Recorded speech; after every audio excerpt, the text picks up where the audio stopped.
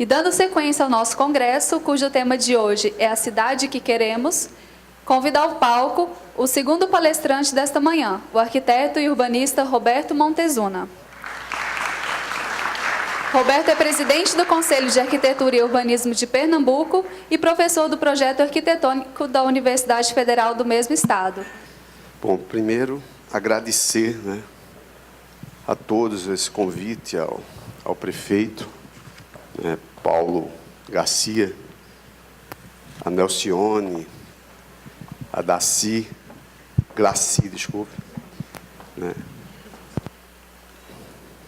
ao Valfredo, ao colega João, presidente também do Conselho de Arquitetura e Urbanismo do Brasil, aqui de Goiás. Primeiro, na qualidade de presidente do Conselho de Pernambuco, eu fiquei refletindo do que realmente a gente conversar aqui. E, dentre as possibilidades, então, escolhemos conversar sobre um processo. Na verdade, não é nada terminado, mas é um processo. Um processo de uma possível mensagem do que é que o Conselho de Arquitetura e Urbanismo pode contribuir nesse momento tão especial da realidade brasileira. Um momento que a gente tem dito, que foi, digamos assim, perseguido por nós por mais de 50 anos. Há mais de 50 anos que os arquitetos e urbanistas procuram um conselho próprio para poder falar diretamente à sociedade sobre questões fundamentais do edifício e da cidade. E sobre isso é que essa construção, essa angústia, digamos assim, desses arquitetos e urbanistas por esse espaço, onde essa autarquia federal, ela começou a envolver muitos. E nós, na Universidade Federal de Pernambuco, começamos, como universidade aqui de Goiás, começamos a ver como é que isso poderia, como é que a gente poderia dar uma resposta que pudesse ajudar a um processo, quando esse processo ganhasse mais caldo. É o que tão bem colocou Gilberto, Eu quero declarar também um admirador dele, Sempre colecionei, por um momento, vários textos deles, em especial quando ele foi para Nova York e fazia aquela comunicação citadina, Eu me lembro do texto Flores como um texto de uma delicadeza, para mostrar a importância do plus, que caracteriza o cidadão. Aí, nessa reflexão sobre cidade, e cidadão, os dois atores têm que estar lado a lado. E, na própria UFPE, hoje estamos fazendo um processo de uma mudança de grade, onde o primeiro fato dessa grade é a integração radical, como disse Gilberto num determinado momento aqui, integrar a raiz, uma integração radical do que é projeto. Então, o projeto não pode ser só o projeto de arquitetura, depois o projeto de urbanismo, depois o projeto de paisagem, que sempre foi assim nos educado, na hora que a gente formou a Faculdade de Arquitetura e Urbanismo do Brasil. Então, isso, na nossa avaliação, não podia ser mais assim. O século XXI ia exigir uma nova postura. E, avançando nisso, nós, numa disciplina que eu coordeno, nós criamos um intercâmbio, numa provocação dos 500 anos do Brasil. Nós começamos a ver quem é que poderia nos dar mais suporte dessa visão, onde cidade não estava contemplada, e arquitetura não estava contemplada. Então, diante de uma coisa dessa, somando, a gente viu que o Recife, que foi fundado por portugueses e holandeses, precisava ser vista conversando com essas pessoas, e criamos um intercâmbio sem recurso nenhum. Chegou uma comitiva isso em 2010, chegou uma comitiva de holandeses para visitar o Brasil, e que eles queriam comemorar os 100 anos da imigração europeia, holandesa, para o continente. E descobriram que Recife tinha mais de 300 anos. Porque em 1624, no século XVII, o Recife foi ocupado por holandeses e foi criado um governo holandês, que depois foi expulso. Mas esse governo holandês que saiu de Olinda, né, e montou a capital no Recife, que era a cidade portuária, muito próxima com a estrutura que você tinha da Holanda, de Amsterdã. Então, assim, esse processo foi todo correndo e a gente vai construir mais na frente, né, eu digo que é sempre um processo, né, degraus a degraus, o que a gente chama no Conselho de Arquitetura e Urbanismo, do projeto de cidade. Então, é preciso repensar que um projeto de cidade ela não pode ser só o desenho urbanístico. Um processo de cidade, ele precisa nascer de um debate muito amplo com a sociedade, o que é que ela quer, o que é que ela precisa, e dentro disso é que fomos juntando a outros movimentos, o CAU se instalou, mudamos a outro movimento, começamos a fazer nosso planejamento estratégico, e apontamos que esse era o caminho, a cidade e o território como suporte, essa é a contribuição que o urbanista pode dar, a cidade e o território como verdadeiro suporte ao desenvolvimento estratégicos de uma nação. Muito curioso o que o Gilberto colocou no momento aqui, que ele dizia assim, a cidade se confunde com o país. Num debate que eu tive recentemente, no jornal, numa televisão, TV Jornal, então ele colocava, mas não é possível que o tempo inteiro esse problema da cidade não se resolve, né? A gente tem que pensar também no Brasil, né? Eu digo com certeza, mas é preciso focar uma coisa, pode existir país, pode existir cidade sem país, mas não pode existir país sem cidade. Num momento de muita tensão, né? Mas para mostrar exatamente isso que o prefeito colocou ontem, quer dizer, é de fato a cidade o centro de decisões. É, de fato, a cidade, nesse século XXI, a cidade passou, o planeta passou a ser urbano, e é nesse século XXI que os grandes dramas maiores vão ocorrer na cidade, e ela será o grande desafio. É, sem dúvida, o maior complexo, né, produzido por um homem, o maior artefato complexo, e complexo de sua gestão, porque é, por natureza, o lugar desse encontro. Mas o que é isso? Como é que a gente soma? Aí volta a dimensão do sonho. É preciso ter um conceito que seja estruturador desse sonho. Um conceito que seja uma matriz capaz de colocar, né, esses vários procedimentos do que se quer, através de um ponto de fuga, que a gente chama na geografia, na geometria descritiva, ponto de fuga. Então, o ponto de fuga é o quê? Aí começamos esse processo com esses holandeses, né? Fiz uma videoconferência sem dinheiro algum, né? Durante 6 meses fizemos convênio através de um software, né?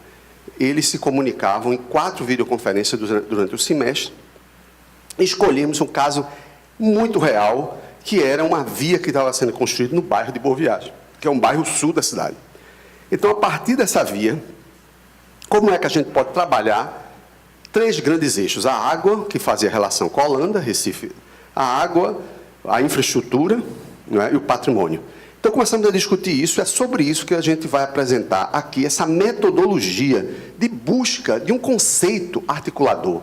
Porque, como urbanismo, não dá para simplesmente fazer checklist. Não dá, como urbanista, porque tudo isso... Gilberto falou uma coisa muito curiosa, né? Quando ele diz assim, não, mas a gente tem que resolver, porque não tem mais táxi, como é que a gente vai resolver? Ou então, em um determinado momento, no bairro dele, chega um momento que está congestionado, ninguém sai. Quer dizer, por mais tecnologia que você chegue, vai ter um momento que é estrutural da cidade. Ela tem que voltar a ser pensada como conceito capaz de fazer com que as pessoas andem. Carga, né? Distribuição disso. Mas isso é o que todo urbanista tem que saber, o beabá. O plus de urbanismo que transforma cidades em cidades mágicas, nessa cidade que é capaz de juntar tudo, ela é porque tem uma lógica. Eu posso fazer só sobre a lógica do que é urbanística, do que é Nova York, que não é só o Central Park. Nova York tem outras lógicas. Aqueles vazios que comunicam, são vazios centrais que comunicam os térreos, que fazem a vivência e a particularidade de Nova York ser Nova York. Aquela sequência de parques faz Amsterdã ser aquilo que é, através do sistema bicicletário, que foi fundado a partir dos anos 70, dentro daquela mágica dos canais. Então, assim, a Paris é um eixo que a gente pode definitivamente discutir, que a maioria não sabe que é um grande eixo, a estrutura de Paris, que liga Versailles ao Louvre. Então, assim, são várias estruturas lógicas que dão a dimensão da cidade especial, como Veneza, por aí vai. Então, como é que vamos assumir uma coisa dessa? E o Recife, como é que a gente vai fazer? Que não é uma cidade que começou agora. Aí, vamos lá. Então, nisso,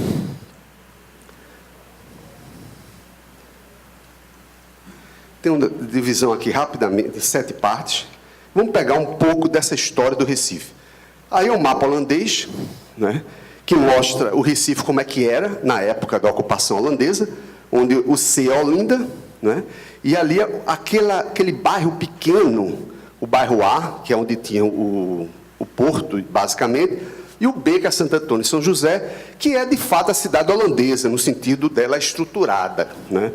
Então, isso era essa lógica que a gente está vendo aí, que vai ocorrer aí. Aqui é mais um mapa da cidade, que começa a se adensar. Agora, veja, isso em 1900. Se a gente comparar, o grande fenômeno das cidades acontece em 100 anos. São Paulo é um fenômeno de 20 vezes o que ela era em 100 anos.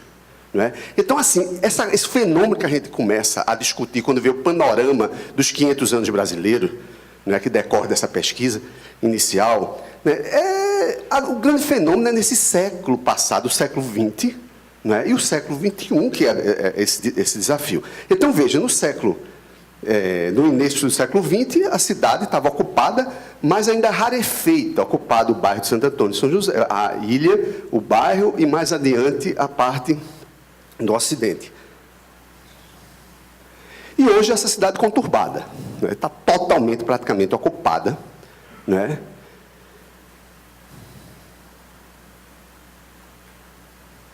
E tem todo esse problema que está aí, olha para isso.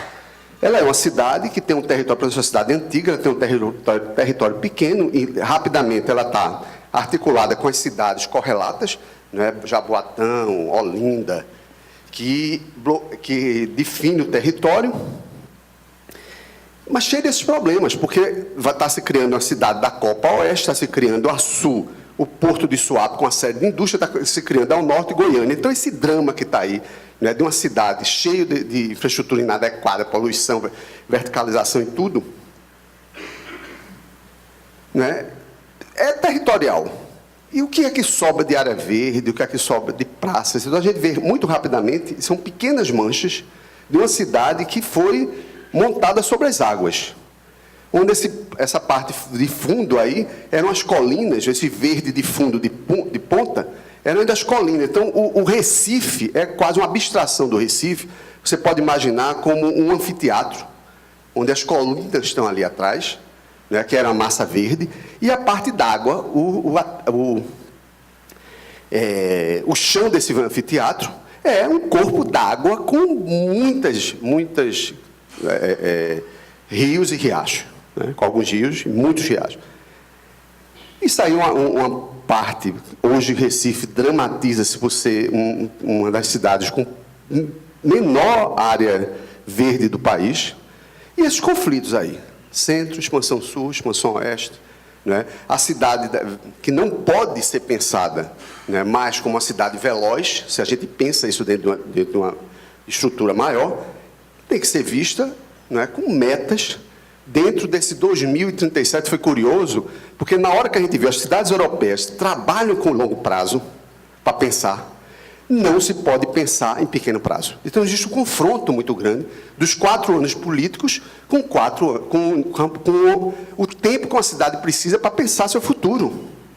Então é preciso pensar a longo prazo. Se a gente não pensar no longo prazo, a gente está matando nossos espaços. E quando tivemos com essa visão holandesa, uma das coisas que ele perguntava, qual é a mobilidade de 30 anos? Qual é a mobilidade de 25 anos? Então a gente viu, puta, isso tem que ser um plano de longo prazo. E, coincidentemente, em 2037, que foi isso em 2012, foi feito esse workshop local, Recife é a primeira cidade, a primeira capital a completar 500 anos, né, em 2037. Então, isso era uma meta para ser seguida dentro dessa visão. Então, o que é essa árvore? Né? Se a gente prestar atenção nessa imagem de 66, foi entendida como uma planície fluvial e as colinas ali ao redor. Né? Essa é uma imagem geográfica desse espaço territorial. Bom, aí você vê, mais uma vez, as colinas estão lá atrás, está vendo no amarelo, e o verde é a parte mais baixa, e o azul é o que resta. Né? Então, é nessa metáfora, que é vendo, analisando esse território, que a gente viu, chamou isso da árvore d'água. Porque hoje identificamos 82 canais, 5 rios, mas o rio principal é esse maior que está aí, que é o rio Capibaribe, e os outros rios são rios menores. Então, na hora que a gente se localiza nesse mar que está para cá, né, essa parte que daqui, então a gente começa a ver que ela começa a formatar esse espaço aí. Então, o que é essa árvore, né, esse orgânico que está aí? O sistema de canais de Amsterdã foi o sistema de canais inventados, anelares. E esse daí não, essa mancha total que está aí, ó, continuando, eu estou sem apontador, mas ele vai criando essa trama, que você olhando, isso é um galho da árvore. Né? Então, olha o que sobra do verde, olha o verde aí. Né? O que ainda existe de verde. E a imagem ali do Boa Viagem, Zona Sul, o que resta do verde, e uma imagem dos canais com verde. Aí a malha viária, né, que foi desenhada sem essa preocupação desse desenho ambiental, né, ligando as coisas. E na hora que a gente tem hoje aí, a gente tem isso.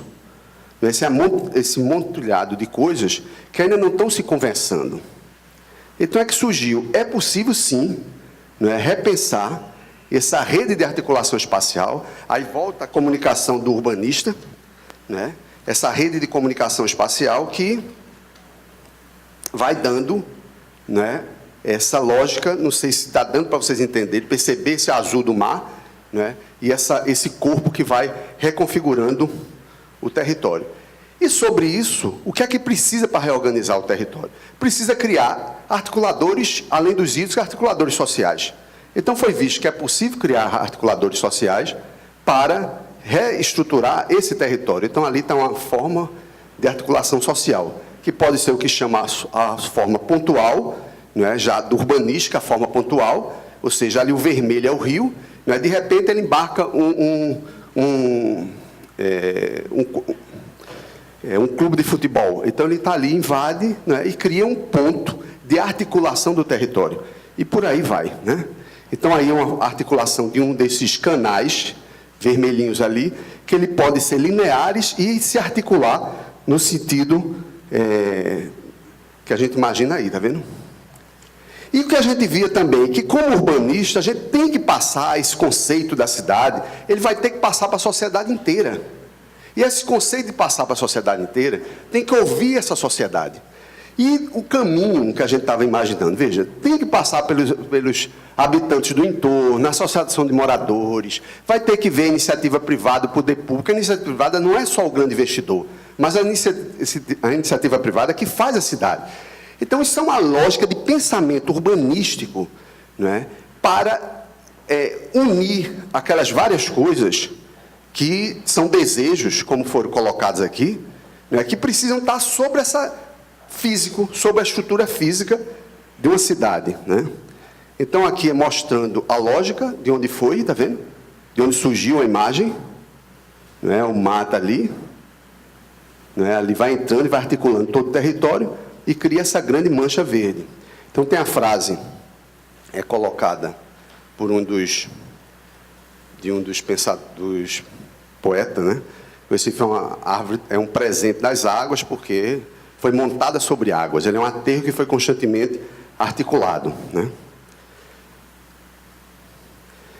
E aqui essa metáfora, que aparentemente foi uma loucura, você quando imaginava uma metáfora dessa, que apresentou-se, foi a primeira apresentada para a sociedade, foi dito que isso era aparentemente uma loucura, as pessoas não foram entendendo, aí precisou o processo explicar. Né? O que é isso? Olha a base d'água, a raiz. Então é uma metáfora invertida, né? Quer dizer, é um conceito invertido, né? Que foi apresentado. Aí você vê que tem raiz, tem tronco, tem galho, tem ramos e tem flores e frutos. Então, veja que é uma metáfora urbanística que aparentemente ela nasce de qualquer coisa para fazer um projeto ambiental, né? Mas não é de qualquer coisa. Ela tem que nascer do que cada cidade, sobre medida, que a gente chama no projeto de cidade, sobre medida ele tem que ter. Porque senão você não vira sujeito do seu país, sujeito do território.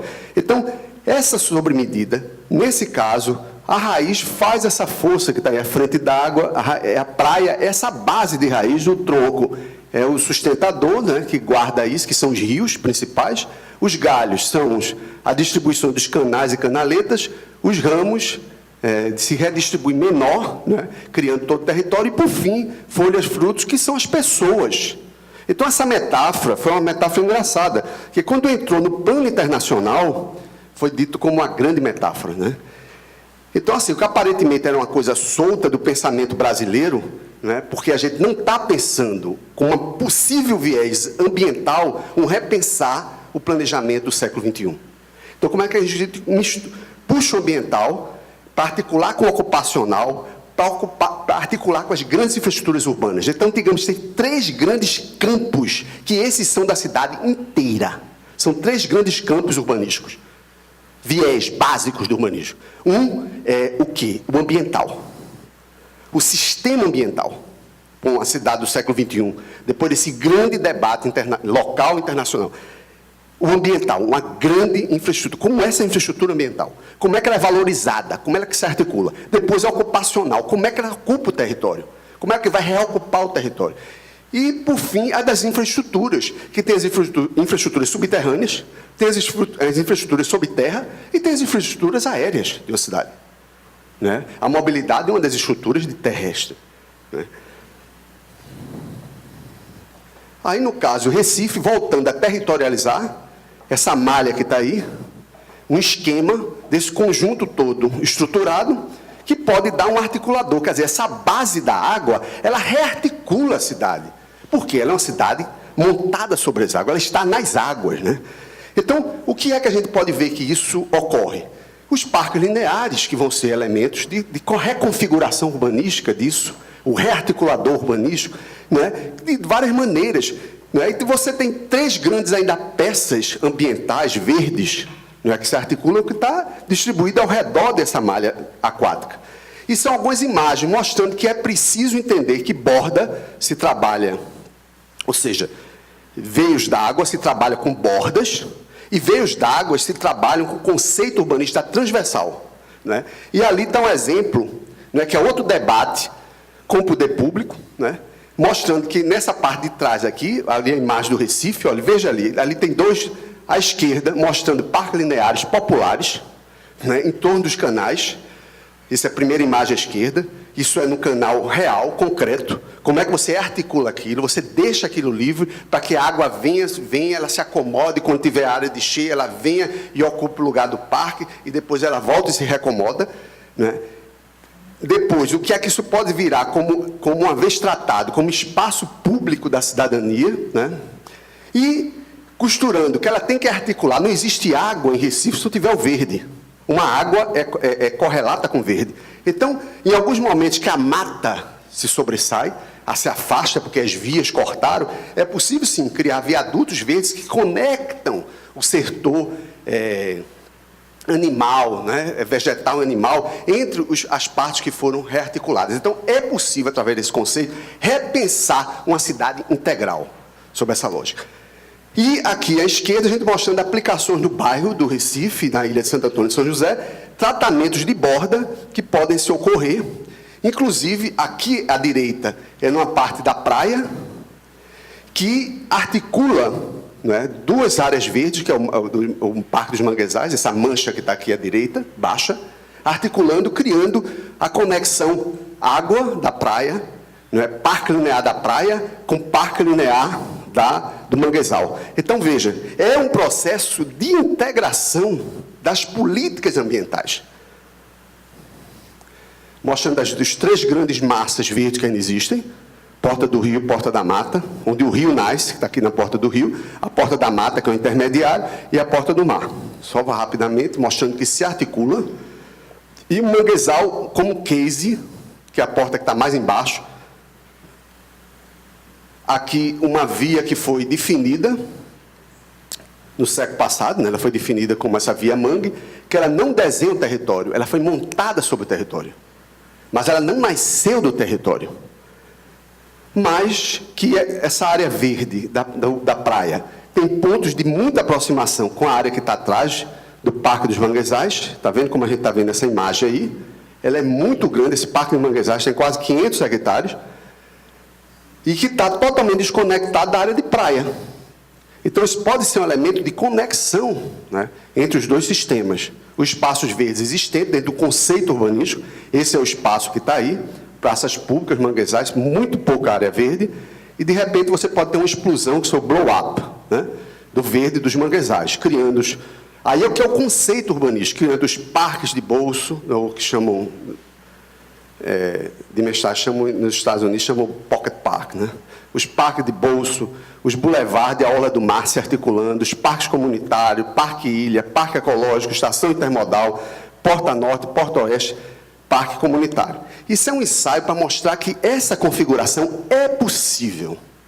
Um bairro que tem densidade parecida com Tóquio, que é o bairro da Zona Sul, Recife, você vê que pode se rearticular e pode virar parques. Conceito de bairro parques, como está mostrando aí. Se tivermos a decisão urbanística de assim fazê-lo, né? Mostrando aí, está vendo? O ensaio em maquete, que isso é possível.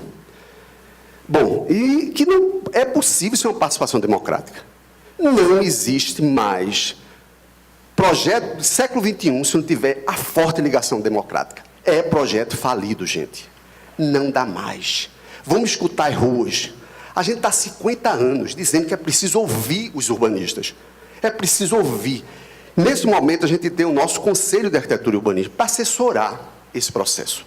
Sobre a lógica, somar todas as lógicas que formam a cidade. É impossível não trabalhar assim. E isso ganha para jornais. Isso ganha o desenho da sociedade brasileira que se quer.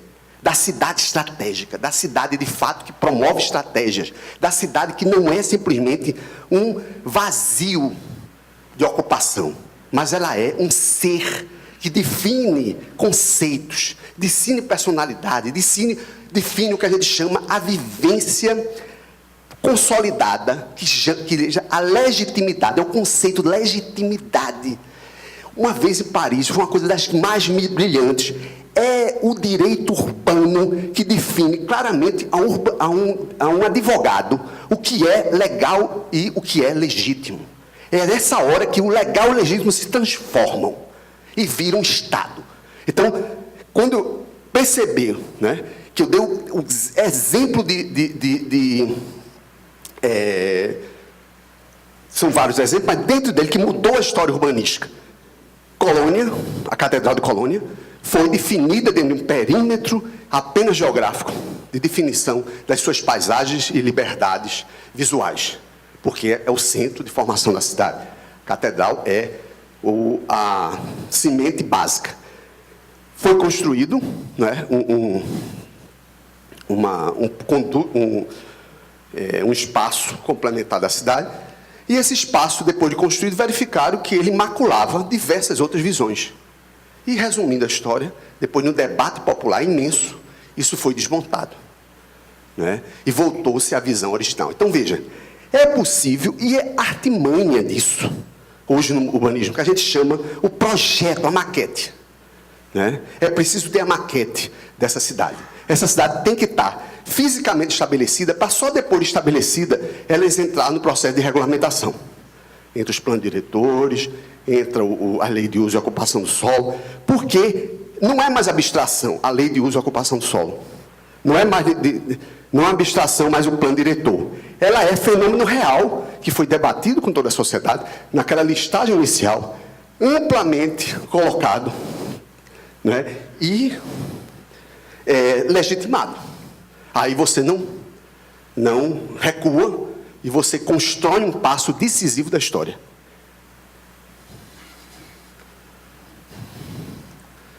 Repercussão é só mostrar uma imagem aqui, o que aconteceu isso em Bogotá, em vários lugares de apresentação, o esquema Water Tree, a síntese sobre o significado de água mais impressionante que já vi nos últimos tempos, Manuel Rodrigues Bezerra, ex-ministro do Meio Ambiente da Colômbia. A escala dessa proposta não é apenas do Recife, é um case internacional. Alberto Colombo, a rede interamericana de recursos hídricos. Eu que optei por estudar a história democrática de Pernambuco, me emociono muito com essa outra escala possível da valorização e transformação do território, Aspásia Camargo, deputada estadual do Rio. É tão lógico o poder de integração das águas no território do Recife, que a imagem resultante já vira ícone da cidade. Celestina Pontual, urbanista, que trabalhou durante 10 anos sobre a estrutura aquática do Recife e não percebeu, tecnicamente, ela viu que isso era importantíssimo, mas ela não percebeu que existia uma metáfora capaz de sensibilizar e emocionar, né, um ser citadino, né, um cidadão. Esse projeto do CalPE vai que gerar parques, áreas de lazer, equipamentos urbanos em toda a cidade. É o projeto que nós precisamos, e não uma coisa que está sendo feita por aí, que só deixa os pobres de fora. Pedro Silva, líder comunitário do COC, que é uma comunidade, isso apresentado na Câmara dos Vereadores. Foi apresentado o projeto na Câmara dos Vereadores. Eu não sou do partido contra o prefeito, sou do partido a favor da cidade. Isso a Priscila Krause, que é do DEM, contrário ao partido do prefeito Geraldo Júlio. Eu não sou do partido contra o prefeito, sou do partido a favor da cidade. E esse projeto para 500 anos do Recife é a bandeira do longo prazo, para envolver toda a sociedade. Esse projeto do CalPE é uma luz para pautar todo o meu mandato, o vereador Jaime Asfora, que estava nesse momento. E aqui é uma imagem, que está o Paulo aí, dentro num momento na Colômbia, né, quando estávamos reunidos, e aí o prefeito, né, de Goiânia, a Mônica Feinha, prefeito de Rosário, Argentina, no caso eu, o Pedro Rego, o Rego, né, não sei se a pronúncia é essa, Gustavo Petro, Rego, prefeito de Bogotá, Arnaldo Sananiego, prefeito de Assunção, Paraguai, Marcelo Ebrard, né, prefeito da cidade do México. Isso foi essa apresentação. Veja, gente, com isso aí, o que eu quero dizer, o poder, se a gente tiver uma metáfora que consiga envolver tudo e todos, é o que a gente está chamando projeto de cidade, o que o Conselho de Arquitetura e Urbanismo do Brasil chama projeto de cidade.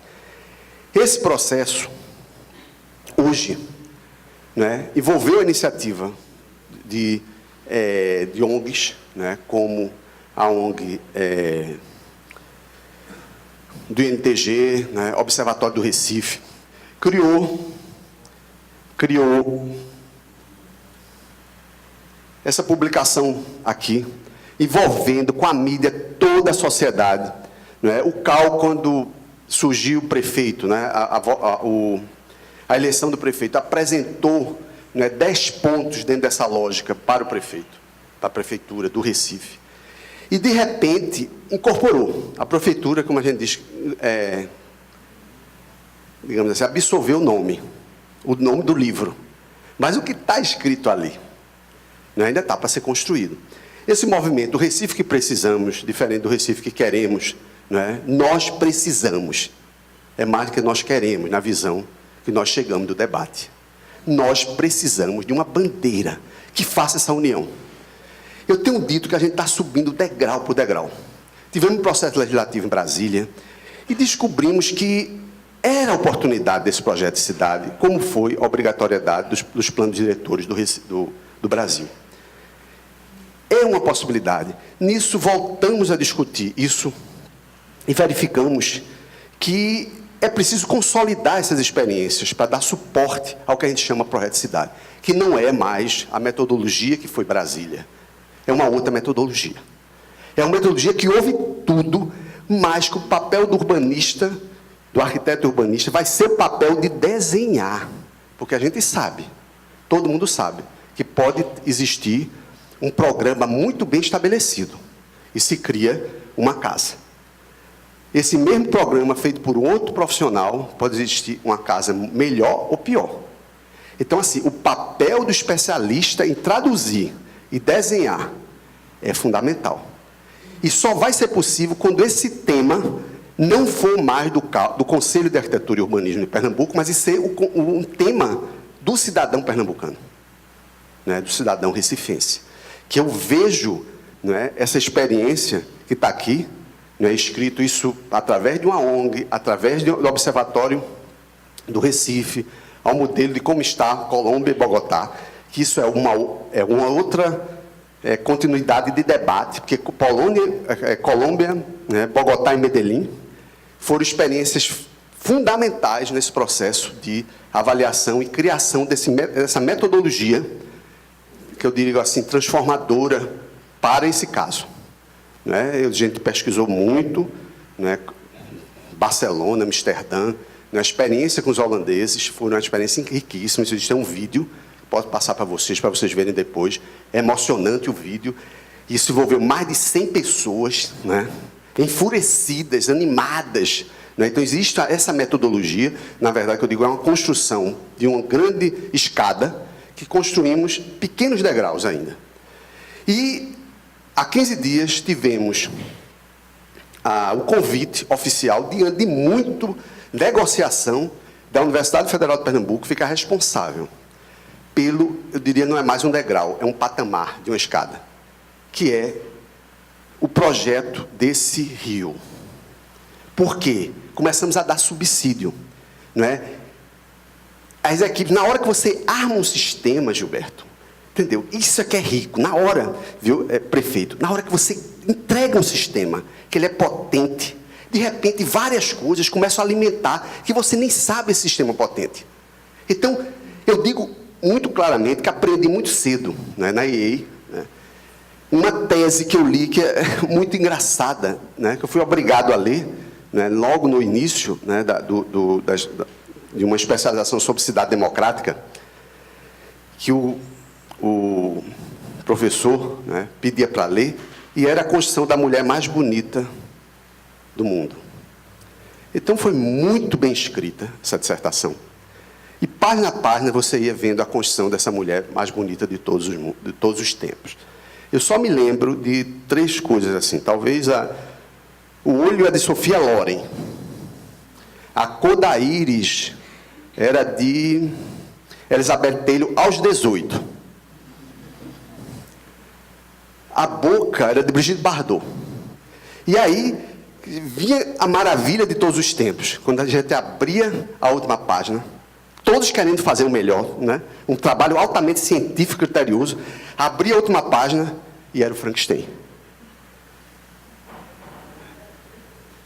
Será que a gente precisa, como cidadãos, de Frankenstein? O que está na rua hoje não é a luta por não Frankenstein, basta de Frankenstein. Será que, entendendo que todos estão fazendo o seu melhor, mas se não tiver essa leitura, esse cimento, né, que vai unindo, que é capaz de, vamos trabalhar ali, um aluno fez uma passarela, a gente orientou um trabalho, uma passarela sobre o Capibaribe, em problemas sérios, que está ocupado, né, mas a passarela vem e volta, então sobre pilotiza, então não atrapalha a questão ambiental, né? Aí, de repente, isso está somado a esse projeto. E outras coisas que começam a estar somando. Aí, de repente, você tem uma participação coletiva, uma ideia de pertencimento única, que não é mais genérica. mas é sob medida, que nasceu do chão de cada cidade. Do chão de cada cidadão. Das raízes desse cidadão. Que não é simplesmente discurso. Ele é concreto. Né? Como diz um filósofo alemão, né? Quando ele diz assim, não há nada nem ninguém sem tempo e espaço. Heidegger, né? Não existe ninguém sem tempo e espaço. O tempo está aí. E o espaço para ser transformado. O que está em Bogotá e Medellín, aí são coisas riquíssimas. E o pertencimento, né, que a gente pesquisou em várias cidades e viu que essas duas, né, são os exemplos mais concretos que a gente pode extrair para a nossa realidade do Brasil hoje. Eu não tenho dúvida. Muitas contribuições internacionais existem e estão por aí. Mas as contribuições de Medellín em Bogotá, eu confesso, nesse livro, né, que está sendo apresentado a vocês, ele tentou mostrar, não sob a visão do arquiteto, mas que não se muda esse espaço, né, sem uma vontade. E essa vontade está em nós. Nós podemos, sim, usar esses vários conhecimentos, mas nós podemos ser os... Fazer uma metáfora. O trem está passando desse desenvolvimento. Podemos pular. Ou não. Se pularmos, vamos pegar a cabine de trás, do meio ou da frente. Ou é que o carro levanta. Podemos pegar a direção. E essa direção depende de nós. E preciso para isso a ter a esperança que liga tudo. A grande metáfora que tem que sair da gente, do exercício de sentar, de debater, de juntar. Né? Então, esse desafio desse patamar, né, é um desafio que vai depender de nós. Vamos começar a subir essa escada, porque nós não estamos no primeiro degrau. O que Gilberto mostrou agora, que não estamos mais no primeiro degrau. São esses somatórios de experiências que vai fazer que o up do Brasil se recoloque num país, não é, com a dignidade que nós, cidadãos brasileiros e cidadãos das cidades que nós vivemos, podemos. E mais, precisamos. Muito obrigado a todos vocês. Convido o mediador Jorge Mauro Villavicencio. Jorge é arquiteto e urbanista e professor da Faculdade de Arquitetura e Urbanismo da Unievangélica de Anápolis.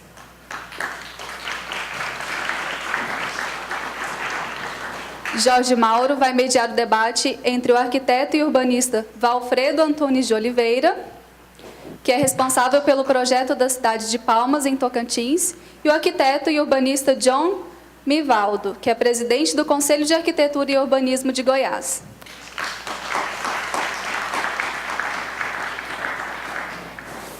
Primeiro, parabenizar a prefeitura pelo evento, né? E na presença do prefeito até agora e das pessoas que apoiaram esta bela trabalho, né? Bom, Montezuma, excelente a apresentação. Eu acho que se enriqueceu muito nossa visão sobre a cidade e estava pensando que para ser um pouco mais dinâmicos, em vista da hora um pouco avançada, dar de 10 minutos para cada palestrante, desculpa, para cada debatedor, para que possam fazer suas considerações e 1 minuto para a plateia, para que possam fazer suas perguntas. Começamos com o presidente do CAU, John Mivaldo. É um prazer aqui estar com vocês, um sábado radiante de sol, né, de vontade, de esperança. Uma certa concorrência também com o FICA hoje em Goiás, né, Sônia Silvani. Mas que revejo algumas pessoas sempre presentes em alguns dos nossos debates, dos nossos temas diários, né? E pensei aqui, tentei estruturar, de uma certa forma, improvisar. A gente sempre fica improvisando, a questão do tempo, principalmente. E da circunstância. Eu acho que a circunstância aqui, ela traz o próprio tema, e o tema em si, ou as temáticas discutidas hoje e amanhã, e depois, ela me destaca três palavras, e numa outra ponta, talvez, meio que, não parafraseando, mas colaborando mesmo com a ideia da árvore, né? Relacionar esse exercício da urbanística, que é a minha especialidade, que é a minha área, dentro do conceito, ou dentro da lógica da medicina, que aqui está o secretário de Planejamento e o próprio prefeito também estava aí, e são responsáveis pelo ordenamento, pelo planejamento da cidade, pela gestão das cidades, são os responsáveis maiores. E vejo aí uma vinculação muito grande, muito forte, entre a nossa matéria urbanística e a matéria de se fazer medicina, de lidar com a saúde da pessoa. Tem muito a ver, talvez com escalas diferentes. Então, nesse contexto, os três termos, ou as três questões, palavras, que eu destacaria em relação aos temas e subtemas, primeiro é a cidade em si, o significado de cidade. A última conferência de meio ambiente, realizada pela AMA, a gente teve a oportunidade lá na batuta do professor Pedro Wilson, fazer algumas reflexões, circunstancialmente, estava no início daquelas, o começo, né, daquelas manifestações que depois vieram acelerar em todo o Brasil, e a tranquilidade daquela conferência está ocorrendo ali, sem nenhum problema das autoridades, em estar ali presentes numa discussão sobre a cidade, e aberta a toda a sociedade. Vejo que isso tem uma reflexão muito grande, talvez se fosse em outros momentos, ou às vezes se tivesse sido conduzida até por outras autoridades, talvez a conferência não estivesse sendo realizada.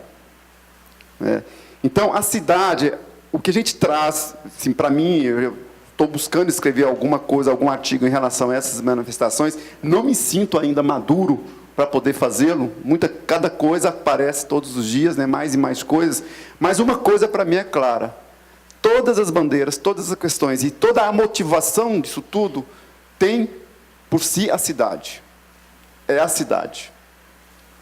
Ainda que as pessoas, na maioria que estivesse ali, nas manifestações, nunca tivessem tomado um ônibus, tivessem vivendo nos seus condomínios, não tivessem na rua ou nas ruas durante bom tempo de suas vidas, né? Trazem em si temas e situações relacionadas à cidade, e que tem a ver um pouco com toda essa discussão, a própria discussão da cultura urbana. E aí entra um pouco o particular de Goiânia, uma cidade povoada com populações, geralmente, ou na sua maioria, vindo de províncias, do campo, né, da área rural, e que, de uma certa forma, não nos afirmamos ainda enquanto uma cultura urbana. Talvez Brasília, não sei como é que hoje Palmas está, mas Brasília precisou de muito pouco tempo para se criar ali uma cultura urbana. E por que Goiânia ainda não conseguiu se reafirmar enquanto essa necessidade, essa possibilidade de se despertar enquanto uma cidade, né, num aspecto mais amplo de sua compreensão, por conta desse significado de uma cultura urbana? O que propicia, o que carece, o que falta acontecer para que essa cultura urbana possa vir, de fato, acontecer? De repente, essas manifestações sejam um dos grandes, né, passos que possam estar propiciando isso daí. A cidade é matéria do dia.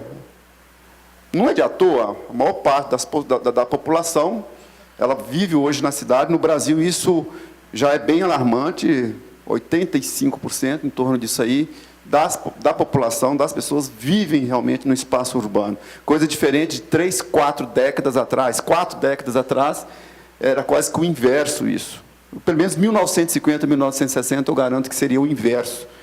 Quer dizer, se você percorrer o tempo, talvez tenhamos uma outra justificativa. O tempo ainda foi curto para que a inversão desse quantitativo demográfico viesse propiciar, de fato, essa ocorrência de uma cultura urbana tão necessária e significativa para uma leitura de uma cidade.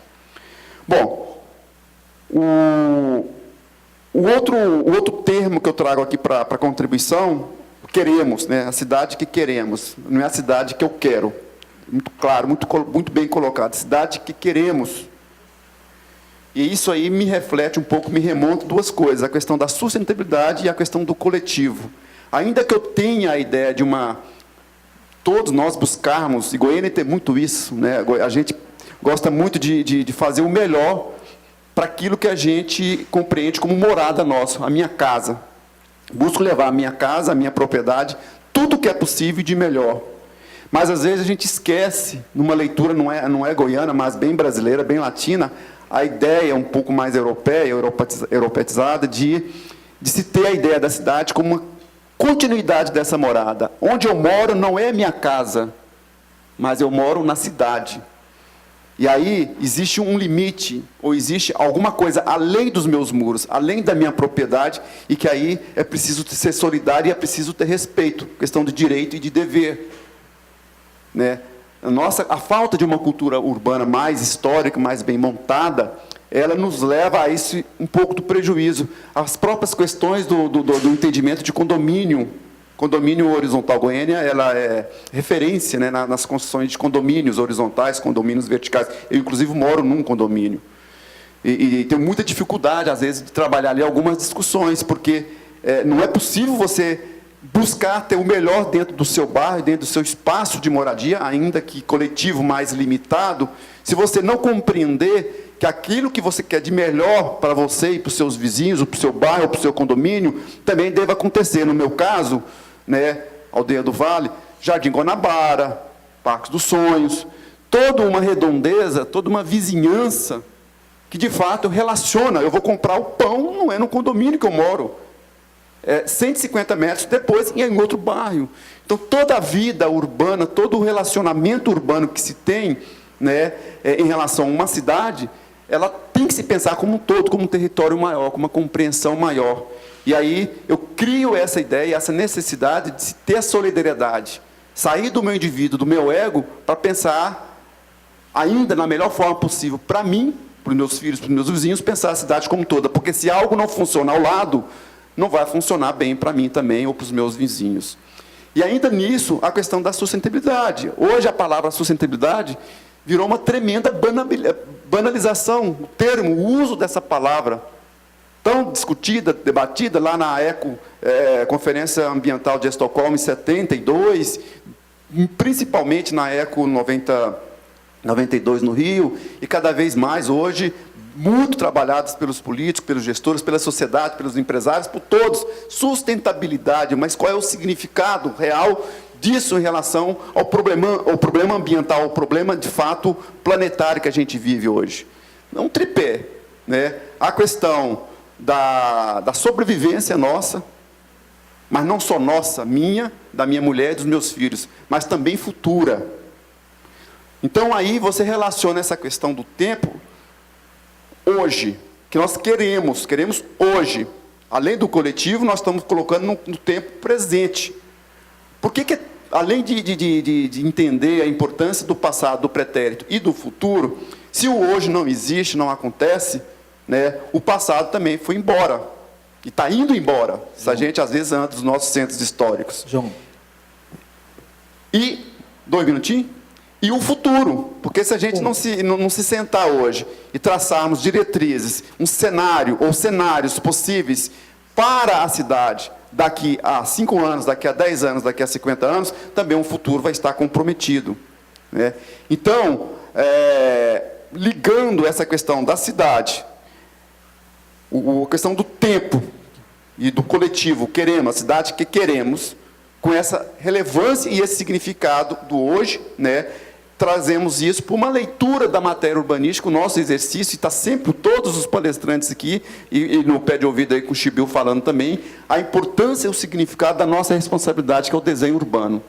A essa responsabilidade, Ainda que toda a discussão da matéria urbana, do planejamento urbano, do plano diretor, toda a sociedade move e trabalha, a responsabilidade de desenhar, de resolver o problema da T63, da Praça Cívica, do centro, do desenho urbano, ela é do arquiteto urbanista. E se esse desenho ele não traz a resposta, todo o processo de discussão ele passa e se coloca vazio. Então é preciso remontar isso, trazer a vocação da cidade de Goiânia, não nasceu por acaso, nasceu sobre um desenho urbano, sobre uma ótica urbana, sobre algumas vocações, e a gente precisa resgatar um pouco dessa compreensão do que foi essa proposta de desenho urbano, de adensamento urbano, sob o risco de que todo esse processo que a gente cogita e que a gente trabalha e que a gente evolui, ele vai por água abaixo, se, de fato, o desenho da cidade não é remitido e não é valorizado. Obrigado, João. Parabéns.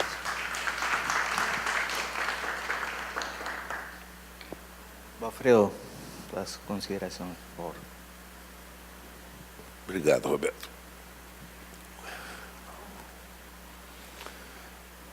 Em primeiro lugar, agradecer à Prefeitura de Goiânia, ao prefeito, esta gestão, a própria Secretaria de Cultura, por incluir-me neste painel de pessoas ilustres e autorizadas.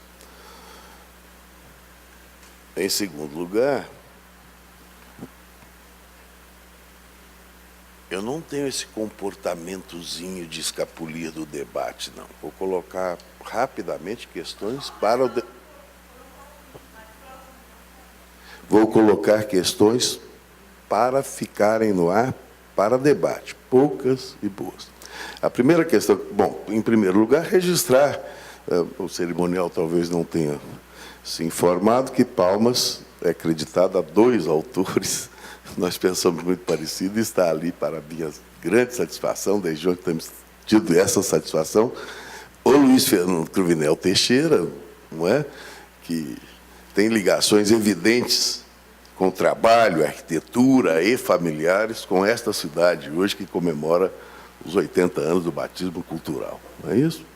E que me ensinou a ser mais calmo, me introduziu nesta coisa de pensar a cidade, porque nós, por curioso que pareça, temos identidades. O Roberto Montezuma e o Fernando são alunos da EIEI, em pós-graduação. Eu fui talvez influenciado pelo Fernando para a Escola de Economia de Londres.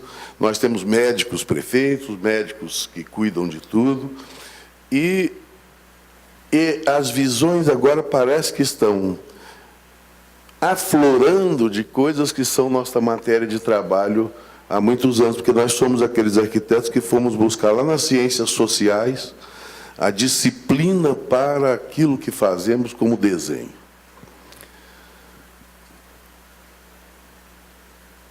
É interessante ver uma inteligência fulgurante como a do Gilberto colocar estas questões, que são as questões do nosso dia a dia de trabalho, aliás, até agora autorizadas por lei. Entretanto, Deus é o arquiteto do universo, dizem aqueles que assim creem, mas todo arquiteto não é Deus, né? Nem tem a pretensão de ser. E aí temos a questão do trabalho, levantar as questões sociais, levantar a participação, encarar a cidade como comunidade, é uma coisa que nós estamos aprendendo, e agora mais rapidamente, e que em um momento chega o problema do traço, mas não vamos confundir cidade com traço, desenho com cidade. Cidade, como bem disse aqui o Dimenstein, é o conjunto, é o todo, é a participação de todos. Não essa participação de que se fala, o português é uma língua traiçoeira, como mecanismo do plano diretor. É um outro tipo de participação que foi levantado aqui muito bem, esta bola, pelo Gilberto Dimenstein. Ocorre que eu estava, quando fui recebido no Recife muito bem pelo Montezuma, no Congresso de Arquitetos, tendo uma situação similar a essa que estamos tendo aqui. O tempo não nos beneficia, mas vou tentar colocar para vocês. Nós fomos lá a um restaurante muito bonito, junto da casa do Dom Helder Câmara, que tem lá no Recife uma importância icônica ou simbólica parecida aqui, talvez, com a residência do Dr. Pedro Ludovico, e eu saí assim para fumar, que eu tenho esta falta de educação ainda que me consome, e estava ao pé de oitis, não é? Que depois, oitis que nós plantamos lá em Palmas, não é, Fernando, para tirar da rua aquelas arbustos que estragam coisas, como os flamejantes faziam aqui, nas ruas centrais de Goiânia. E tinham 80 anos aqueles oitis lá, não é isso, Roberto? 5 ou 6 árvores com 80 anos que viram aquele meio urbano, aquele desenho, aquela ocupação alterar-se não sei quantas vezes. Houve uma intervenção aí de uma professora ali, muito parecida com o que eu penso. Eu sou do Partido Verde, quando tenho minhas veleidades partidárias. Eu estava ali, este ficus que está aí, ó, do qual estamos à sombra, nessa releitura do teatro goiano, feito por um arquiteto, o Roberto Simon, muito competente, está aí neste lugar, muito antes dessa praça universitária existir. O Reinaldo Fonseca dos Reis catalogou os ficos que existem aqui na cidade, alguns, inclusive, estão no meio de ruas, não é isso? Ali, naquele cruzamento onde se desce da 85, que todos passam por lá. Eu digo isso para voltar ao que disse o Roberto, e talvez em seguimento ao Gilberto, que nós somos agenciadores de um território que não é nosso, que não nos pertence. E esta história de cidade ser celebrada como um evento separado e peculiar me incomoda um pouco. Está aí fazendo conferências no Brasil, Manuel Castells, que nós tivemos todos que decifrar na nossa época de formação universitária, e hoje está mais decifrável, para ensinar que nós tratamos de um espaço. E esse espaço tem maior concentração, menor concentração, mas o espaço da ocupação humana inclui a cidade e suas circunstâncias, porque ninguém pode comprar pão no vizinho, mas não consegue tomar o café da manhã, leite, trigo, não sei o que, se não vier de algum lugar. E hoje, com essa integração global, a minha proposta de debate é que nós pensemos todos, nos aproximaremos muito mais. Eu não sou carro oficial, ajudei muito a fazê-lo, ainda bem, porque posso ter essa liberdade. Nós precisamos pensar, arquitetos, outros intelectuais, médicos e todos, que somos detentores de uma cultura que nos traz a cidade, mas que precisa nos orientar para o tratamento do espaço, da configuração do território, como mostra a inteligência do Roberto. E, ao fazer isso, temos que nos integrar a todas as outras atividades e profissões. Nós não somos donos, o desenho não determina nada. A cidade não é um conjunto de edificações. Nós somos uma sociedade que está buscando melhorar, ter qualidade com a participação de todos nós, não aquela participação assim, oficial, mas com o empenho de todos nós em nos comunicarmos melhor, em entendermos melhor os problemas dos demais, em nos organizarmos como sociedade que quer fazer valer os seus direitos. Enfim, isto é um processo. Lembremos-nos que ontem o Jornal Popular, aqui num caderno muito interessante, nos relembra, para aqueles que não lembram-se ou não sabem, que dos traços do Atílio Corrêa Lima, que estes não se pode atribuir ao Armand de Godoy, dos traços do Atílio, que tinha lá formação francesa, veio da Sorbonne, criou a primeira escola de urbanismo no Brasil junto com Lúcio Costa, primeira faculdade de arquitetura, assim como o desenho goiano é uma espécie de um segmento da Etoile, do Haussmann, que era engenheiro militar. Este triângulo é um triângulo que o Haussmann impôs a Paris, lá pelo Napoleão inteiro, e aqui nós tivemos um pedaço do triângulo. Mas havia população, falava o prefeito ali há pouco, que foi para o bairro Popular, para a Vila Nova, para a Nova Vila.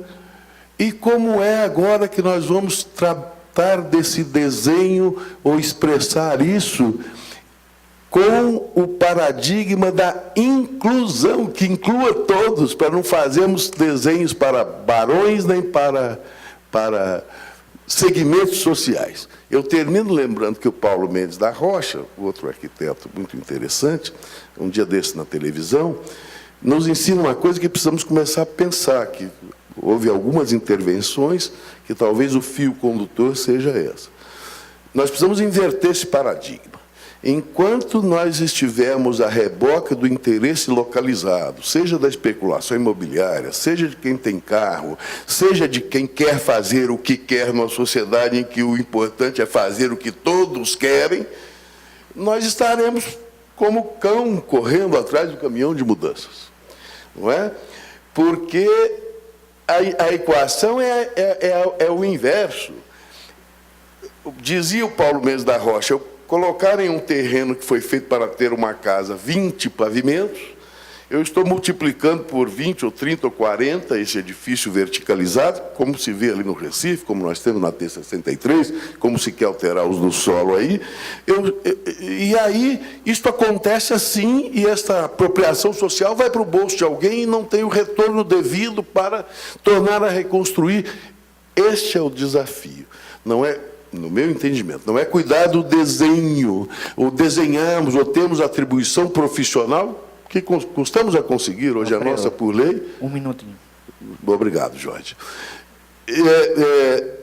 O problema é participarmos dessa visão holística, que eu, mais uma vez, me relembro que lá em Palmas, na primeira linha do Memorial do Plano, está dito que a cidade não é dos que a projetam. A cidade é um pensamento do Fritjof Capra, é dos cidadãos, desde a Grécia Antiga, desde o Egito, desde Tebas, a cidade é daqueles que a fazem.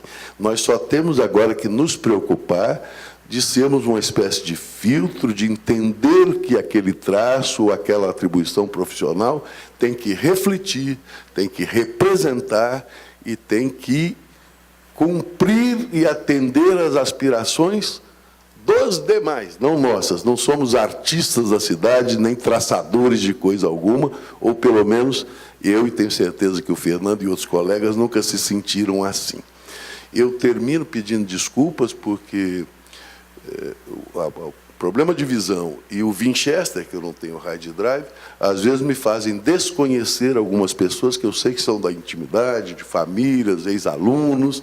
Eu vejo aqui a Narcisa, que foi uma colega das primeiras a preocupar-se com a história da cidade, a historiografia, nossa colega arquiteta, e outras pessoas gratas.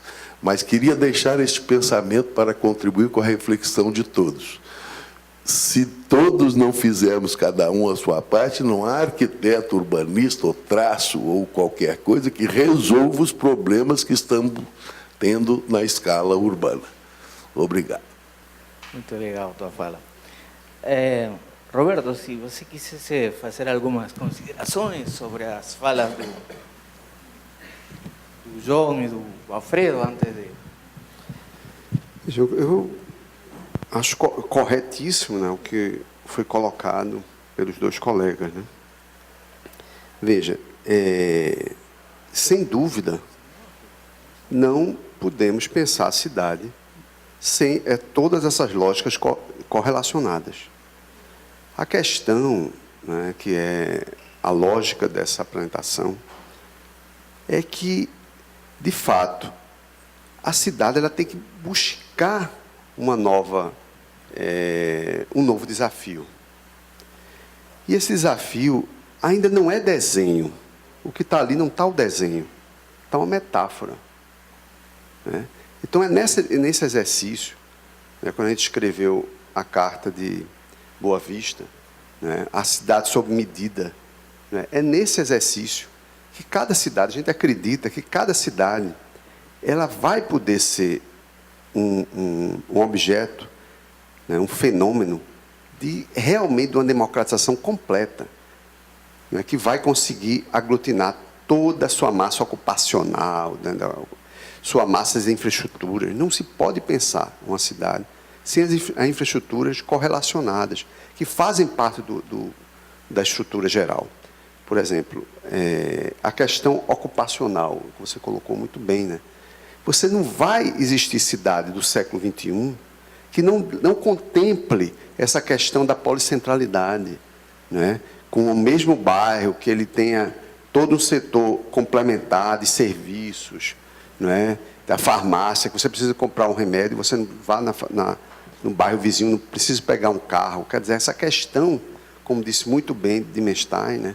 Quer dizer, a cidade está falida, a cidade sob a dimensão do domínio do carro apenas. Não pode. Quer dizer, tem que ter uma hierarquia da mobilidade. Começa por andar a pé, depois a bicicleta, depois o transporte público, depois o carro individual. Então, são escalas de prioridade. Isso vai ter que alimentar, quer dizer, aprender com Bogotá e Medellín, né, que está aí, é a fase seguinte dentro da construção. É preciso, sim, definir que essa cidade toda, quer dizer, não é nem a fase seguinte, desculpe, que toda essa vontade que se quer, isso vai ter que ser estratificada sobre um projeto de cidade. Então, o que está com Medellín, houve ali um projeto de cidade, eles consultaram a iniciativa dos cidadãos. Chegou um momento que o prefeito disse, não, dentro da pesquisa que ele fez, ele disse, tem que colocar uma biblioteca. A biblioteca não estava lá na pesquisa. Mas ele com a equipe, né, articulada, perceberam que, para fazer a transformação, era preciso reconfigurar a cidade. Hoje, eles estão lançando o Parque Linear, de 20 quilômetros, né, de Medellín, exemplo, num concurso internacional. Por quê? Porque eles já fizeram uma série de ações que têm que estar correlacionadas, e o Parque Linear é um ponto fundamental dessa rearticulação. Mas estava no plano o quê? Os teleféricos que vão ligar as favelas que estão ali em cima. Estava no plano o quê? A escola, que é o grande espaço de articulação da sociedade. Né? O polo de educação não era simplesmente da informação, era do conhecimento. Então, você vai para uma escola, você vai para aquela biblioteca, porque a biblioteca vai lhe fornecer o subsídio que você precisa como costureira da comunidade que nós vimos de Saint-Janvier. Então, a comunidade, as costureiras precisavam de serem treinadas para trabalhar na fábrica diesel. Então, o que é que faz o papel da biblioteca? A biblioteca é mais do que simplesmente um armazenamento de conhecimento. É o conhecimento que é aplicado. Então, fazia os workshops ali, e essa biblioteca passa a ser o espaço vivo da sociedade. Mas o que é importante aí é que todas essas ações que precisam para a cidade existir, ela vai ter que ser estratificada, né? Ela vai ter que ser estruturada, ela vai ter que ser pensada, estrategicamente pensada, né? O bairro de São Domingos é um exemplo que, para subir naquele bairro, a população precisou de um mês, a polícia precisou de um mês para entrar no bairro. Depois de um mês, quando entrou no bairro, o que é que ocorreu? Ocorreu que tiveram que ocupar estrategicamente esse bairro, porque senão voltava a ser o lugar das gangues, das duas grandes gangues que dominavam o bairro. Então, ela entrou, ela criou a biblioteca, ela criou o transporte de altíssima qualidade. Então, isso tudo são veias que estão no lado da infraestrutura. Mas, assim, por trás dessa infraestrutura estava a base ambiental. Então, assim, ele encontrou uma base ambiental, nem construiu toda ela, porque não tinha um recurso. Então, jogou o recurso nos teleféricos, em São Domingos, por exemplo, na favela, jogou o recurso no teleférico, jogou o concurso numa biblioteca sob padrão, sob medida, para aquele lugar, e não uma biblioteca que se reproduz indefinitivamente igual. Então, houve toda uma estratégia. O que está por trás desse debate, né, entre brasileiros e internacionais sobre uma cidade, um case, que eu digo é o case Recife, que talvez possa ajudar, né, no case de repensar a cidade muito maior, a cidade que vocês têm. Eu não posso me arriscar a dizer qual seria isso, né, porque eu não conheço, né, exatamente a Goiânia como vocês conhecem. Mas é preciso extrair daí uma alma, entendeu, Valfredo? É nessa direção que a gente não se fala mais como cidadão brasileiro e cidadão de Goiânia.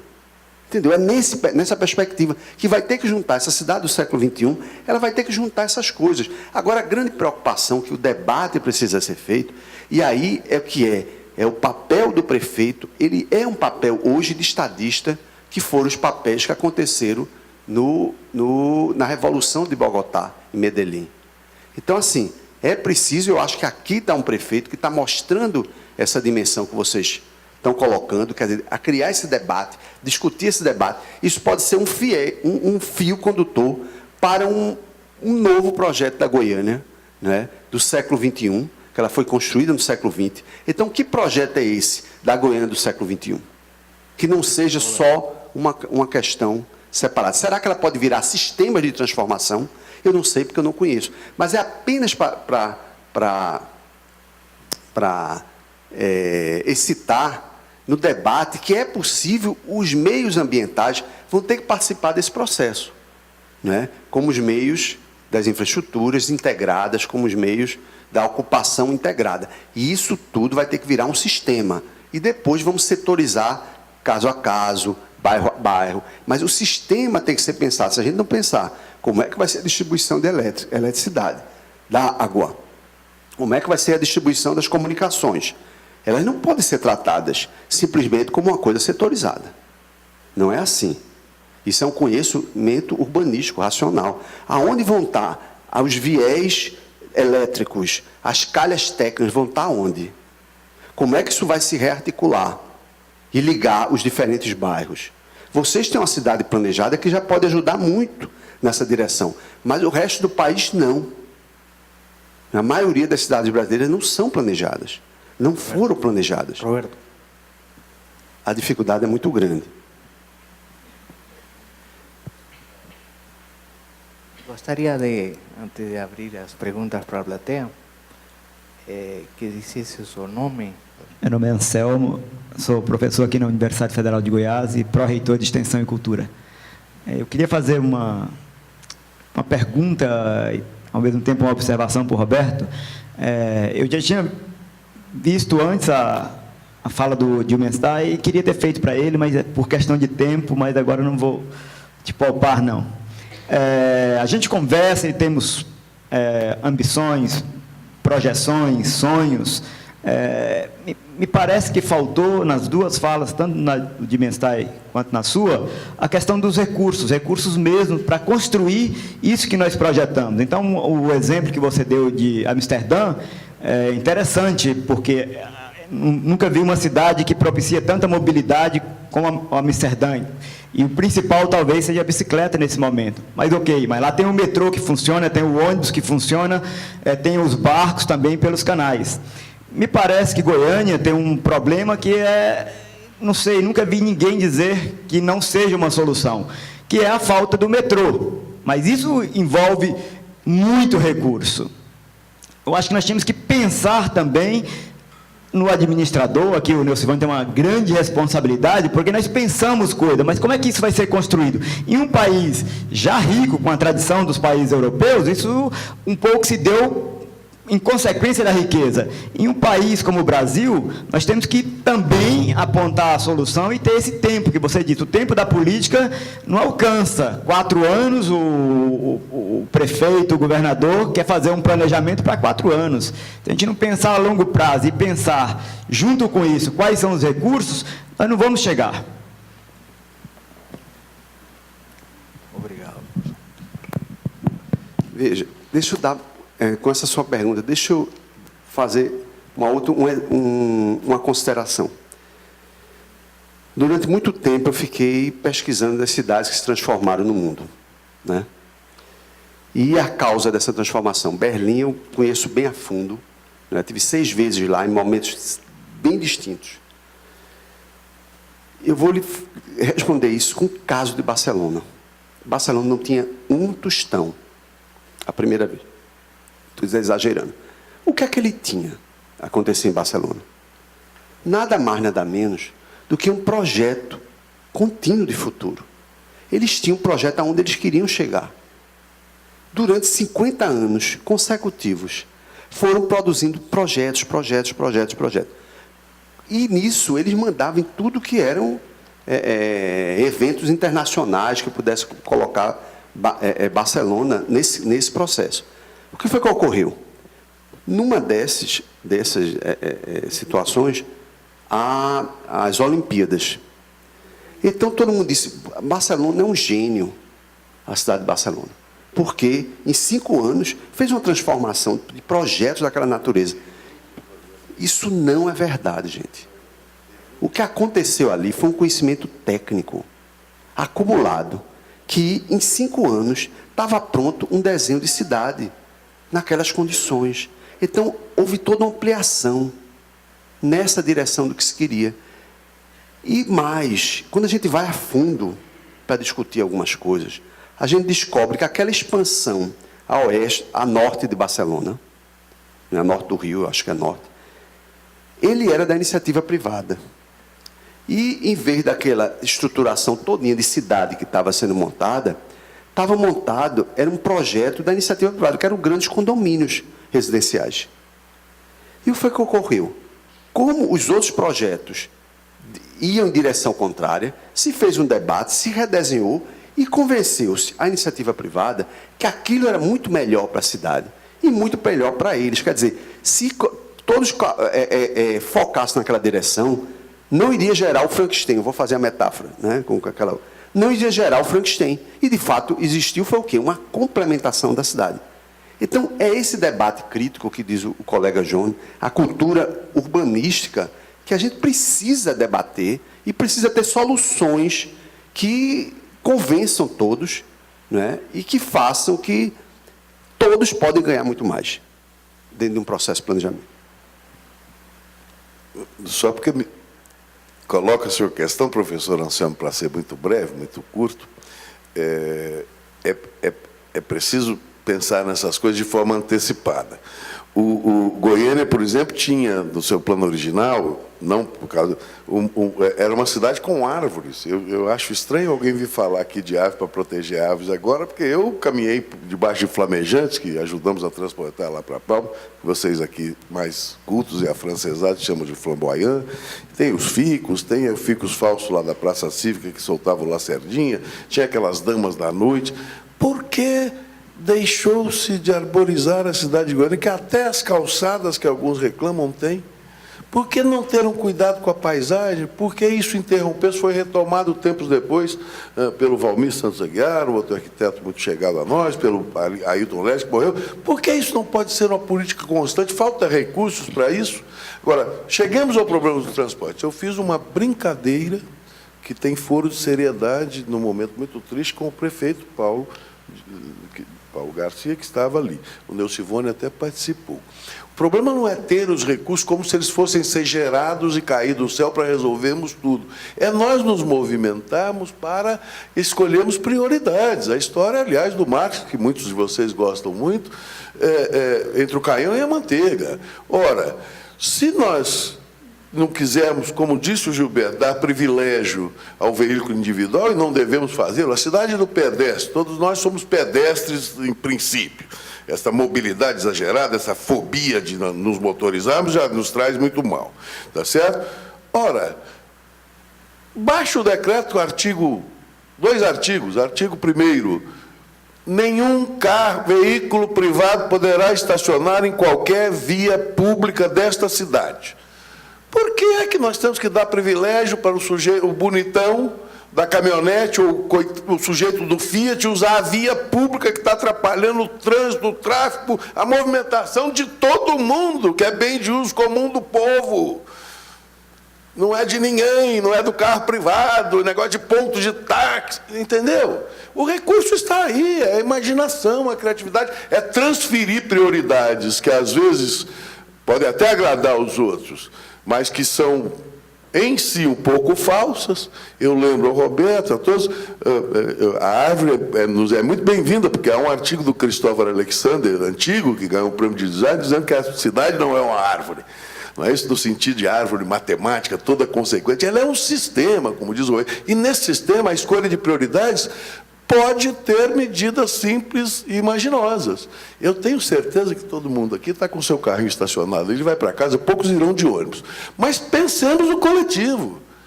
tiremos o carro da rua, porque o problema de estacionar o carro, como em Tóquio, como nas cidades europeias já fizeram sem gastar dinheiro, é de quem o possui. O transporte público é uma outra coisa que deve ser. O problema de pegar esse ícone de consumo, esta loucura de andarmos todos, como disse o Paulinho, amontoarmos 20 pessoas no lote feito para um é uma loucura, estamos correndo atrás do prejuízo. Da mesma maneira que dá esse privilégio ao automóvel, só para o sujeito estacionar onde quer, em ruas que não vão se alargar, não vão se aumentar, são finitas, não são elásticas, como diz o economista, ou a economia, e nós vamos entupir as ruas de carro. O Gilberto falou disso muito bem. E vai acontecer o quê? Daqui a pouco todos estaremos parados, escutando, olhando no celular dentro do carro. Essa é a sociedade que nós queremos? É preciso estabelecer prioridades. E nem sempre elas dependem de recursos monetários, financeiros, físicos. Obrigado, Alfredo. Muito bom, muito bom. Jorge, me permite só um minutinho, um comentário muito importante sobre essa questão do que o colega Valfredo colocou, mas também remetida à velha questão da cultura urbana. Hoje, no processo democrático atingido no Brasil, das nossas cidades, o prefeito não faz a coisa da cabeça dele, nem um secretário. O prefeito ele vem atender a demanda populacional. Se o problema urbano, se o problema de ter estacionamento na rua ainda permite ou persiste, é uma demanda social. Pudesse boa parte dos manifestantes de rua reivindicar uma coisa dessa, por exemplo, e dar exemplo de andar de ônibus e de bicicleta, mas vai tocar no assunto de tirar uma vaga de estacionamento na frente do comércio, ou dele ter que ir para a faculdade, para a escola de ônibus, ou de bicicleta. Ele não abre mão disso. Não abre mão. Então, de novo, a cultura urbana. Enquanto essa demanda populacional não vier a ocorrer, os resultados da gestão pública também não é eficiente, porque você não pode resolver por decreto e por artigo. Porque aí, o dono do comércio, do estabelecimento, e o usuário do automóvel, que não abre mão do seu automóvel, vai criar um problema de instabilidade política e de gestão. Posso falar? João, eu estava me lembrando em Belo Horizonte. Em Belo Horizonte, você não pode estacionar um carro no centro, em nenhuma parte, só em estacionamento privado. Aí você vai pagar 30, 50 reais a hora. Então, resolveu o problema, pelo menos, do centro da cidade. A palavra está com o doutor Nelson Gomes. O professor Anselmo falou sobre a questão de por que Goiânia não tem metrô, né? Essa é a pergunta. Há poucos dias, uma jornalista me fez essa pergunta. Então, eu fiz um raciocínio, que é a questão da densidade populacional. Então, Goiânia é uma das metrópoles que tem a menor densidade populacional. Então, nós estamos com 1.700 habitantes por quilômetro quadrado de área. Quando você compara com grandes cidades, Tóquio, Singapura, Seul, São Paulo, então Barcelona tem 6.500 habitantes por quilômetro quadrado. Então, para você ter uma linha de metrô, você tem que ter uma demanda de passageiros que compense. Então, a nossa linha de maior demanda é o eixo Anhanguera, que não tem, no horário, nos dias de pico, ela tem 220 mil passageiros por dia, né, nos dois sentidos. Então, isso não sustenta uma linha de metrô. As melhores cidades do mundo, todas têm 300 ou mais quilômetros de metrô, sendo que Londres, a primeira cidade a implantar o metrô, foi ainda no século XIX, o metrô ainda movido a motor alimentado a carvão, né? E hoje, para você construir metrô, São Paulo, por exemplo, inaugurou a linha Santana-Jabaquara em 1975, que tinha 18 quilômetros de extensão. Quase 30 anos depois, São Paulo hoje tem 70 quilômetros de metrô e ela constrói a um ritmo de 1 quilômetro por ano. Então, vai demorar 300 anos ou 500 anos para São Paulo, nesse ritmo atual, ela ter o mesmo tanto de quilômetros de metrô que, por exemplo, Nova York ou Moscou. E agora está mais barato, mas até pouco tempo atrás, 1 quilômetro de metrô custava perto de 1 bilhão, né, de reais. Então, aí existe uma questão de demanda, investimento e tempo. Mas metrô não é a única solução. Bogotá, que tem 8 milhões de habitantes na região metropolitana, 6 milhões na cidade de Bogotá, ela optou pelo Transmilênio, que é um sistema igualzinho ao que nós temos aqui em Goiânia, né, do eixo Anhanguera, e de Curitiba, que ela foi copiado o modelo de Curitiba, e que é altamente eficiente. Eu e o Roberto Montezuma andamos de Transmilênio, né, com o prefeito Gustavo Petra, para eles demonstrarem o conceito de que Bogotá, apesar de ser uma metrópole com mais de 8 milhões de habitantes, não precisou de metrô. E a questão, só para dar uma boa notícia para vocês, nós estamos agora, num programa em parceria com o BID, nós vamos ter um plano de mobilidade urbana que vai começar por uma nova pesquisa Origem e Destino, porque a pesquisa atual tem 10 anos, e o enfoque desse plano de mobilidade vai ser na chamada caminhabilidade da cidade, a cidade caminhável. Então, nós temos uma equipe de consultores preparando o termo de referência do plano, que nós vamos enfatizar primeiro o andar, o caminhar, depois as ciclovias. É importante falar na ciclovia, porque até 2 anos atrás, Goiânia, a bicicleta não era considerada como elemento de mobilidade urbana. Inclusive, eu tive o desprazer um dia de ouvir um representante do IAB no Compur, que é um conselho que discute as políticas urbanas, falar: olha, não sei por que vocês estão falando em bicicleta. Onde que bicicleta é transporte urbano? Olha, meu amigo, depois eu converso com você. Não vou nem responder agora. Mas, então, a Goiânia passou de não se falar em bicicleta a nós colocarmos a bicicleta na agenda política e nessa gestão, né, se tudo acontecer como nós queremos, nós vamos sair de 0 de ciclovia para pelo menos 100 quilômetros de ciclovia, que é a promessa que está no nosso plano de governo e queremos que seja cumprido. Obrigado. Meu nome é Miguel, eu sou goiano, mas moro em Goiânia há pouco tempo, menos de 2 meses. Morei aqui durante 3 anos, de 2004 a 2007. E queria fazer algumas observações sobre o que foi falado. É que algumas falas me faz lembrar, como a do Valfredo, sobre a questão do decreto não pode parar no centro, ou observação sobre Belo Horizonte, que o estacionamento num raio de 300 metros, nenhum carro particular estaciona. Me faz lembrar, nos anos 70 ainda, quando se estabeleceu o defeso para impedir a pesca predatória na época da reprodução, né? No país inteiro e no litoral principalmente. Aí o que acontecia? O pescador era delicadamente convidado a ir plantar mandioca durante 6 meses. Uai, não pode pescar, então vai plantar mandioca. Simples, né? Fácil. É bem da tradição da nossa elite, essa visão autoritária e ignorante, né, da realidade. O cara planta mandioca no quintal dele para comer ao longo do ano. Agora, para ele sobreviver daquilo ali, ele precisa ter para quem vender, ele precisa ter o transporte, ele precisa de um monte de coisa. Então, não é viável. Só se viabilizou quando alguém teve a brilhante ideia de pensar: poxa, ele tem que receber um salário mínimo durante o defeso. E aí começou a funcionar. Simples, né? Da mesma maneira, pegando no final aqui a ciclovia. A ciclovia é importantíssima. Agora, junto com a ciclovia, tem que vir a bicicleta.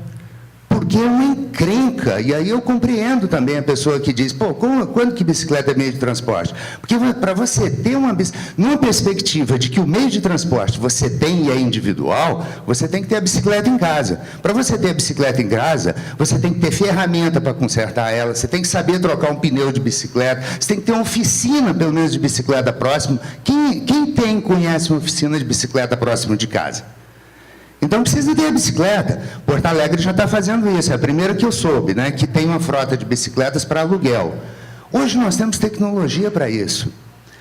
A questão da pesquisa. Pô, tem 10 anos a última pesquisa Origem e Destino. O fluxo urbano, o conhecimento do fluxo urbano é fundamental. Aonde as pessoas vão querer chegar e de onde que elas saem. Sem ter isso, você pode baixar o decreto que quiser, que o cara vai estacionar, pode ser multado, mas ele vai continuar transgredindo, porque ele tem que chegar onde ele tem que chegar.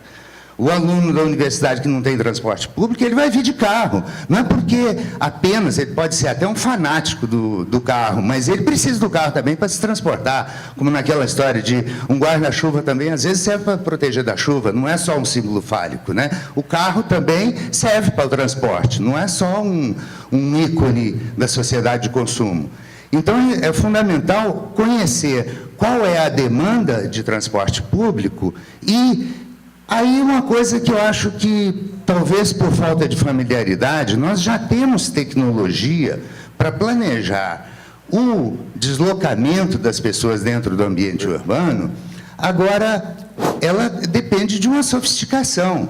Eu acho perfeitamente possível, e já tem instrumentos para se desenvolver, a partir de pesquisas bem feitas, algoritmos de fluxo urbano que permitam os sinais de trânsito funcionarem decentemente. É uma coisa mais sem pé nem cabeça, e a tecnologia é simples. Agora, requer uma certa sofisticação, precisa matemático trabalhando em cima disso. Muito obrigado. Essas observações que eu queria fazer... Só para lembrar os que me conhecem, mas eu estou aqui, eu estou há mais tempo, eu estava fazendo uma figura de retórica. Evidentemente, eu também estaciono e coisa e tal. E só para lembrar, eu estou ali naquela bolsa ali, ó, com um jornal desses de vez em quando, que tem em todo lugar, dizendo que o João Maranhão, os nomes são engraçados, porque aquela prefeita bonita chama-se Feim, né? Esse chama-se Montezuma, e é brasileiríssimo, aquele chama John, e não tem, né?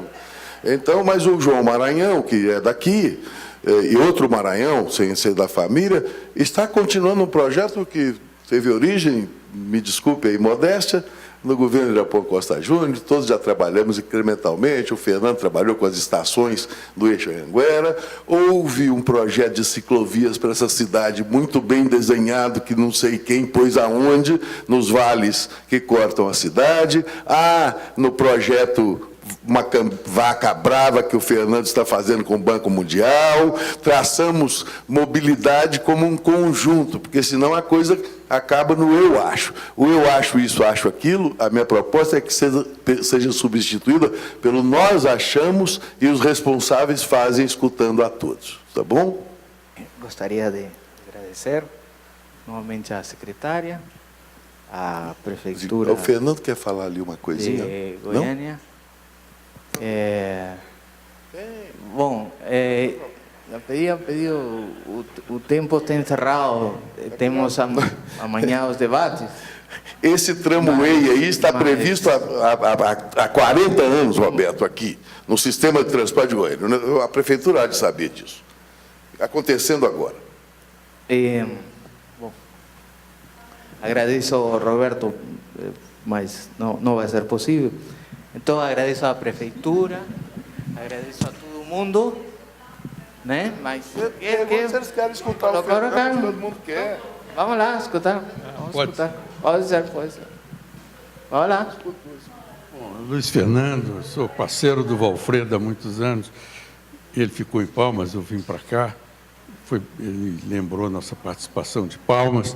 Quero agradecer a Glaci, que ela me chamou para esse debate, mas eu perdi o timing com viagens, então um pouco da caduquice dessa senilidade dos 70 anos, mas eu queria colocar uma questão já de 40 anos de trabalho, desde a fundação do INDU, da criação do IPLAN, projetos e mais projetos, planos diretores e mais planos diretores, questões realizadas, diagnósticos feitos e nada realizado.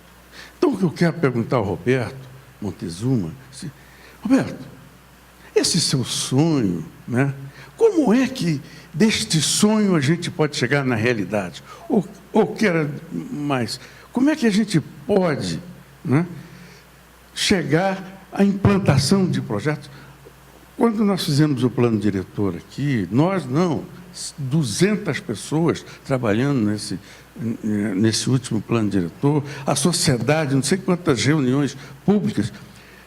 E deste plano meio Frankenstein, que saiu depois, que foi para a Câmara dos Vereadores, a coisa ainda ficou muito clara. Tem quase 100 projetos estruturadores que iam dar sustentação a este sonho que era o plano diretor. E nenhum foi feito. E agora estão pensando de novo. Quer dizer, além disso, foi feito o zoneamento econômico ecológico, foi feita uma carta de risco, e nada disso está disponível aí para que a gente possa ampliar essa discussão.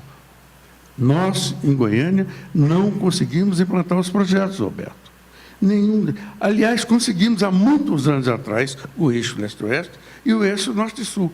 E, a partir daí, não se implantou mais nada nessa cidade. Vários projetos para o centro de Goiânia, vários projetos vamos assim dizer, de transporte público, metrô, pré-metrô, essas coisas todas, e, na realidade, nada acontece. Então, Roberto, como é que a gente consegue passar dessa coisa do sonho para a realidade? Veja, eu sei que é adiantado da hora, mas tentar responder a nossa pesquisa, colega, que foi feita, né, antes da gente, essa angústia toda, inúmeros planos sendo feitos, e eles não saem do papel. Aí é que está, né? Quer dizer, com aquela que a gente mostrou ali num dos slides, tem que ter um envolvimento da sociedade. Tem que ter técnicas de envolver, de fazer com que isso compre, né? Deixa eu pegar aqui no livro de Bogotá e Medellín, tem um detalhe curiosíssimo aqui. Isso é um livro, não é para arquiteto, isso é um livro para gestor, para interessado em cidade, de uma maneira geral. Mas, assim, tem uma coisa curiosíssima aqui. Olha essa imagem. Sabe o que é isso? Quer dizer, o projeto da cidade, ela vira maquete para todo mundo opinar. Isso foi a última coisa que eu vi em Medellín. Gente, isso é um show. Todo mundo chegando, opinando. Quer dizer, o exercício, quer dizer, essa coisa, é preciso materializar essas coisas todas e ter esse envolvimento com a sociedade mesmo, que eles comprem isso aí. Porque se houvesse cumprimento disso, é muito mais difícil isso ir acabando e sendo construindo passo a passo esse livro, né? A gente já tem o tema, mas vamos construir passo a passo cada capítulo. Então, um gestor, isso foi um debate enorme, quer dizer, um gestor, por que ele não construir 2 capítulos do livro, de onde eu quero chegar no longo prazo? Entendeu? Então, assim, tudo isso, acho que é muito importante. Essa força que a gente está no Brasil, ela é enorme, mas ela está muito dispersa. Como é que a gente transforma um plano e o plano vai ter que ser rebatido e refletido e apoiado por toda a sociedade?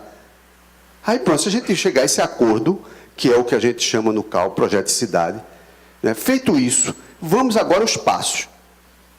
O metrô tem que ser pensado, tem que ser visto, tem que estar articulado, mas quando é o momento do metrô? Pode ser que não seja agora, mas pode ser que seja daqui a 4 anos. Então, essas coisas todas, isso não quer dizer que está congelada a cidade e vai seguir simplesmente isso, não. Mas é muito mais fácil virar uma Barcelona, porque estava essa sequência de planejamento. Aí, quando apareceu a verba, se montou e se transformou no espetáculo, né?